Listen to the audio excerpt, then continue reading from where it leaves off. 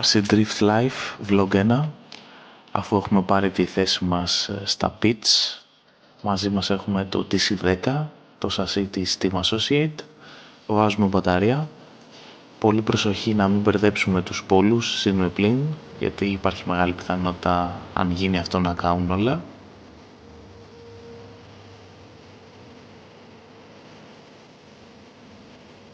Βάζουμε καπάκι, καινούριο καπάκι.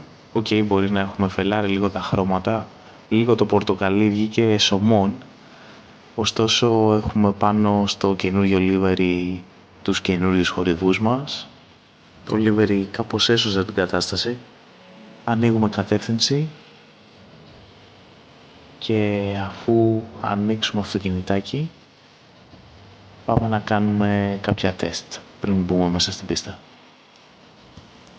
Τσεκάρουμε τιμόνια. Όλα φαίνεται να δουλεύουν ok. Full lock, για να δούμε και από την άλλη. Έχουμε κάνει και τσαχπινιά στη ζάτα, την έχουμε βάψει με μαρκαδόρο. Τελικό τσεκ, τα γκάζια. Γκάζι, όπισθεν, φρένο. Φαίνεται να δουλεύουν όλα ok.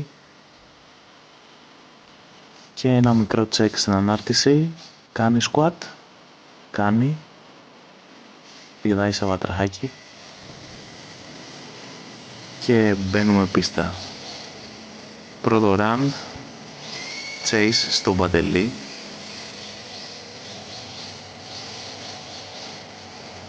Στην ευθεία κάπως πάει να μας φύγει, αλλά τον μαζεύουμε και στεκόμαστε δίπλα του μέχρι το τέλος της διαδρομής.